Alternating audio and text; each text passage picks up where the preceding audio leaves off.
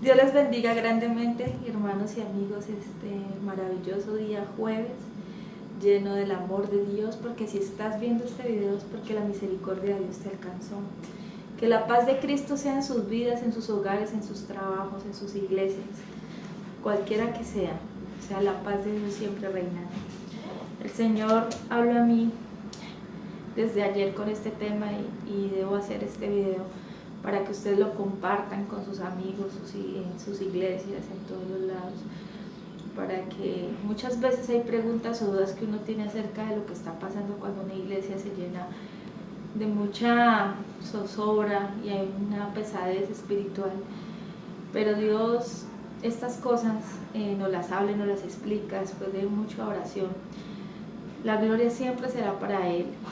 Y el tema que voy a tocar hoy se llama estima extrema. Para eso me voy a remontar en un texto de la Biblia que me ha gustado mucho, que es Lucas capítulo 22, cuando Jesús invita a los discípulos a una cena que estaban esperando todos. Era un momento de mucha felicidad, están todos en la mesa sentados, compartiendo, era la Pascua, y Jesús, estando en esa felicidad y en esa alegría, les dice a sus discípulos, ya después de haber comido, haber entregado el vino, el pan, les dice a todos: uno de los que está aquí sentado en la mesa me traicionará. Y entonces empieza una discusión fuerte entre todos los discípulos, donde empiezan uno a otro a culparse. Yo me imagino la película, uno estar sentado en una mesa y que le digan: uno de los que está aquí sentado me ha traicionado, me va a engañar o me va a vender. Empiezan todos a echarse culpas, a decirse cosas. Me imagino la actitud de todos los apóstoles, porque en el versículo 23 del capítulo 22 de Lucas dice: entonces ellos comenzaron a discutir entre sí quién de ellos sería el que iba a hacer esto. Parece ser que cuando Jesús vio esta circunstancia, esta discusión que se generó debido a ese mensaje, los apóstoles se quedaron discutiendo y él se retiró.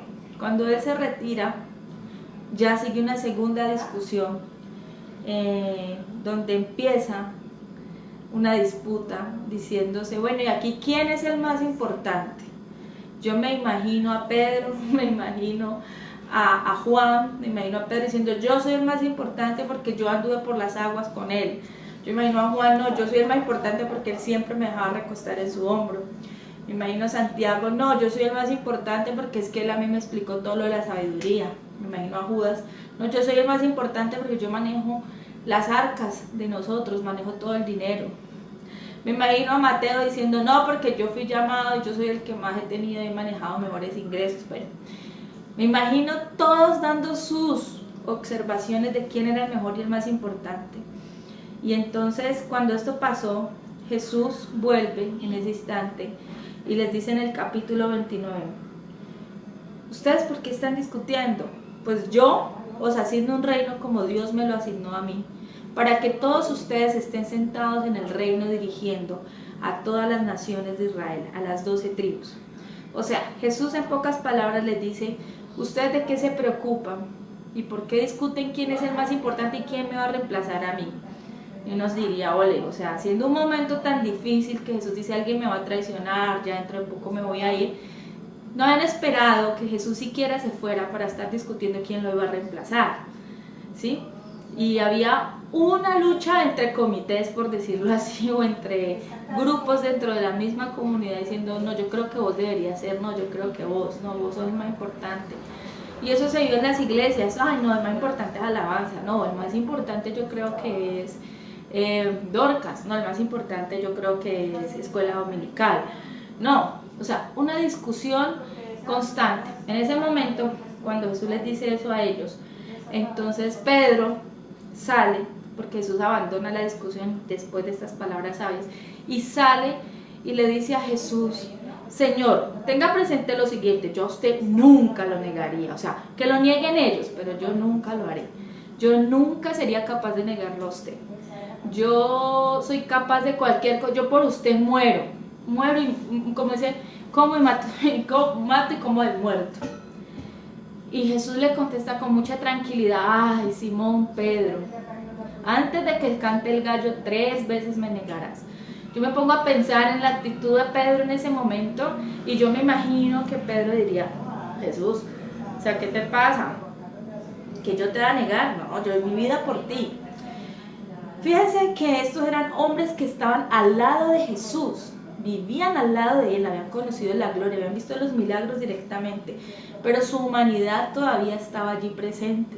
Ellos mismos estaban discutiendo por cargos, por niveles de importancia carnal, y Jesús les estaba tratando de decir: en el reino de los cielos eso no va a importar, allá todos ustedes van a ser iguales, allá ustedes todos van a tener un espacio, o sea, ¿por qué pelean por eso?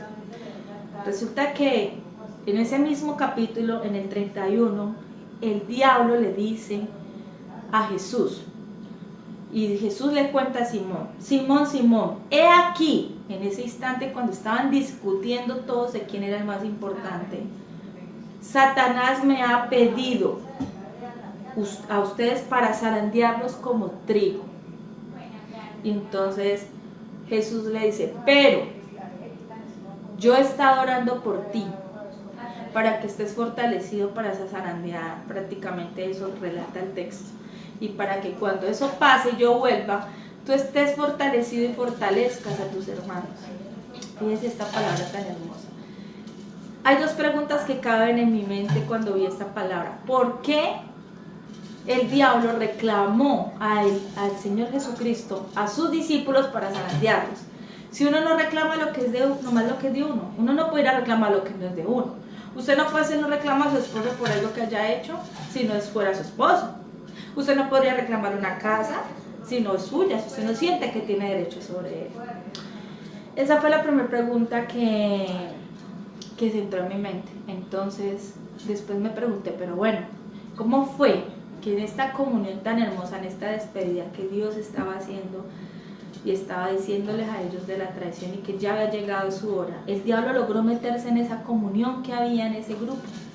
¿Cómo es que el diablo tejió todas estas cosas para hacerlo? Hubo una entrada, y esa entrada fue la que permitió que el diablo tuviera autoridad para zarandear a todas esas personas de ese grupo, como lo puede hacer en una iglesia. El diablo a veces nos pide a nosotros como zarandearnos como trigo, para poder el Señor mostrarnos nuestras debilidades, y lo permite porque Dios es perfecto en sus leyes y en sus cosas espirituales. Él no niega sus propias leyes, las que ha creado. Si usted se aparta de Dios, pues usted, si no está con Él, ¿con quién está? Nadie puede ser tibio. O está con Dios o está con el diablo. La entrada fue cuando la estima más grande de cada uno de ellos por los cargos y quién iba a reemplazar a Jesús se metió dentro de ese grupo. Se metió lo que llamamos el pecado del diablo, que es el orgullo y el ego. Cuando en una iglesia o en una comunidad se ven personas a toda hora luchando por cargos, por brillar a sí mismo, por hacer cosas y decir cosas que juzgan a los demás, a un grupo o al otro, lo que sucede es eso: se le permite la entrada al diablo, y Dios permite que nos zarandee como trigo. ¿Por qué pasó esto? Porque el pecado más grande del diablo fue su orgullo y su ego de querer ser como Dios. Dios no se había ido, ya estaban buscando cómo reemplazarlo. Y Dios permitió este zarandeo, un zarandeo tan fuerte que cuando Jesús murió no había ni un solo discípulo en todos, ninguno, solo quedó uno al lado de María, el resto se dispersó, no andaban juntos, todos se dispersaron, todos cada uno por su lado, por decir así, una iglesia separada, parecía que se iba a destruir. Ese era el zarandeo, creer que el enemigo iba a ganar, y Dios lo permitió. ¿Por qué? Para que ellos aprendieran. Y así fue, cuando Pedro salió y empezaron a relacionarlo con Dios, 3 veces lo negó. Y lo que él hizo fue llorar amargamente. Nosotros no solo negamos a Jesús cuando decimos no creo en Él o no lo conozco, lo negamos con nuestras actitudes, con nuestra forma de actuar, con nuestra falta de amor por el prójimo. Hay 3 actitudes del egocéntrico o el orgulloso. 1, juzga a los demás sin medida. Cree que solo Él es santo que solo Él es digno, que Él es el ungido, que el resto no. 2, su falta de amor por el prójimo. Nunca le interesa lo que pase con el otro, solo le interesa a sí mismo. Si ve que un hermano le ayuda a otro, siempre está diciéndole, ay no, primero vos suerte, o sea, no, ¿cómo así vos por qué le vas a dar de lo tuyo al otro? Usted tiene sus propias cosas, no haga eso. 3, no es capaz de perdonar.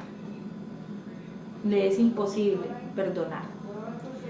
Y cuando leo la carta me doy cuenta que todos los apóstoles, después de ese zarandeo, esa división que hubo entre ellos, todos entraron en un momento con Dios, donde entraron amargamente en un dolor, desolación cuando Jesús se fue.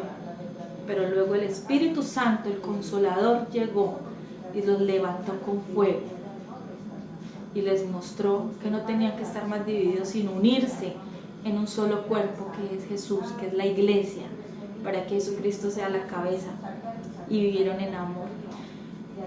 Al final de sus días, al final, Pedro escribe algo que me pareció maravilloso. En el capítulo primero de Pedro, primera de Pedro capítulo 3, versículo 5. 30 años después de que Jesús ha fallecido, ya Pedro es un anciano, ya es un hombre adulto, le dice, les ruego a ustedes, le habla a la iglesia, que estén entre vosotros llenos de amor, que yo soy también participante de la gloria de Dios revelada. Y les digo, apacentad la grey de Dios que está en vosotros, cuidando de ella, no por fuerza propia carnal, sino por la voluntad, no por ganancia deshonesta, sino con ánimo pronto por los demás, tan a vuestro cuidado, sino siendo ejemplos de la grey de Dios. Y cuando aparezca el príncipe de los pastores, vosotros recibiráis la corona incorruptible de gloria. Igualmente los jóvenes estén sujetos a sus ancianos, y todos sumisos unos a otros, revestidos de humildad, porque Dios resiste a los soberbios y da gracia a los humildes. Cuando nosotros entendemos esta palabra que dijo Pedro después de esa disputa que hubo allá en Lucas, donde él estaba peleando por un puesto, un cargo, y que él era mejor y que el otro era mejor y que ese no estaba bien espiritualmente y el otro sí, y que no servían, y se metió ese espíritu de ego, ese espíritu diabólico que ha manejado el enemigo por tanto tiempo. Él entendió al final que la única forma de derrotar un espíritu de egoísmo, un espíritu de soberbia, porque todo lo podemos tener, todos hemos caído en eso, es con la humildad, y la humildad trae consigo amor. Perdone a su hermano hoy, perdone al que le hizo daño, no se crea más que nadie, porque todos somos iguales para Dios, porque Dios nos ama igual, y Él a los soberbios los mira de lejos, pero a los humildes los trae a su corazón. Luchemos por tener una iglesia llena del amor de Dios.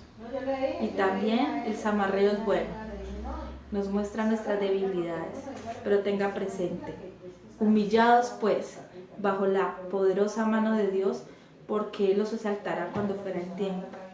Recuerden que el camino a la exaltación es la humillación. Si usted ha sido humillado, si usted ha sido golpeado, va en el camino correcto. Y si usted ha humillado o ha hecho sentir mal a alguien, con mentiras, con calumnias, con engaños, con traiciones, pídale perdón.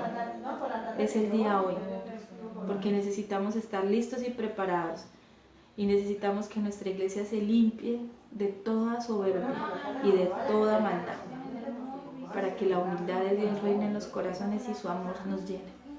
Espero que esta palabra les haya llegado a su corazón y que Dios los bendiga grandemente, hermanos y amigos. Un abrazo para todos. Que estén muy, muy, muy bien.